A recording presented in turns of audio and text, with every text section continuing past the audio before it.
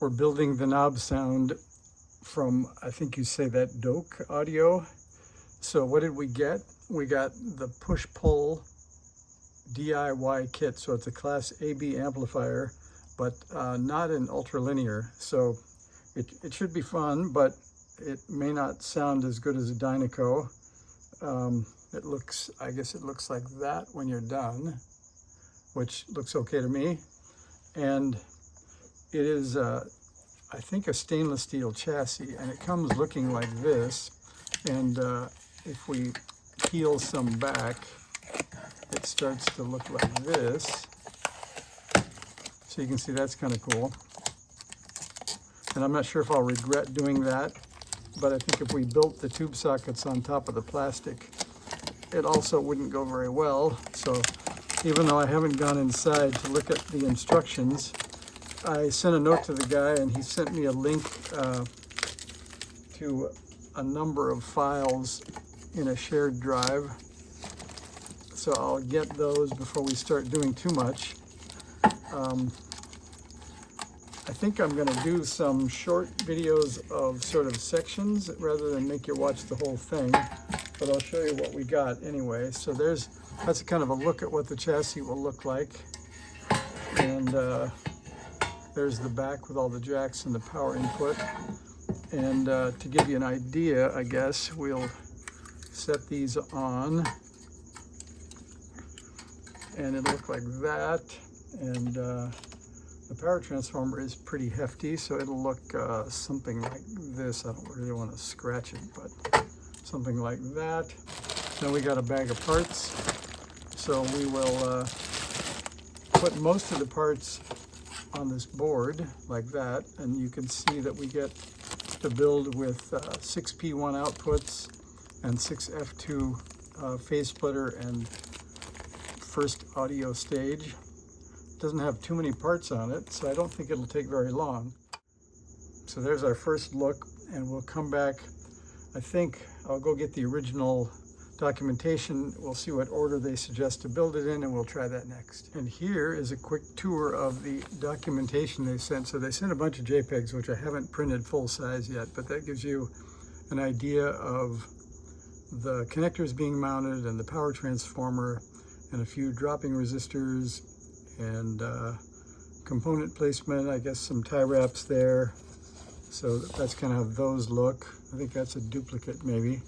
And there's a look of the bottom of the board. It tells you which direction the components face, I suppose. And then there's the piece you've been waiting for. Let's see, that's about full screen for you, so you can take a screenshot. So you can see we have only 3 connections on the output transformer, so it isn't ultra linear, but it does have a phase splitter and an audio amp and a pair of push-pull and a full-wave bridge here, and no choke. Instead, we have a resistor and a couple of caps, but we'll see how all this works. Here's another look at things. So I dumped out of the plastic bag into a tray so we won't lose anything. And here's what came in the parts bag.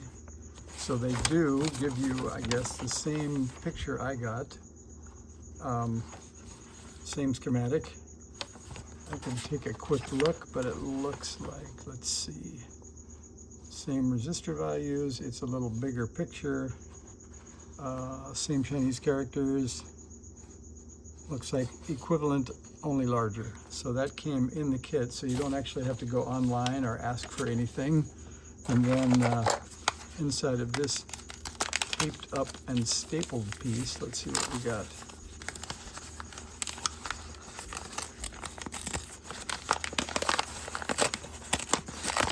Looks like we got a parts list.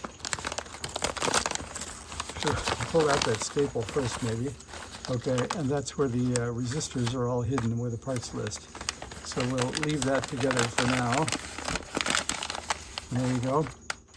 Okay, our next build step, I did 4 grommets for the output transformers, and I mounted the power transformer directly to the chassis, and I dug around my tray of goodies and I didn't find any lock washers or split washers, so I used the nuts they gave me and a nut driver and installed the power transformer.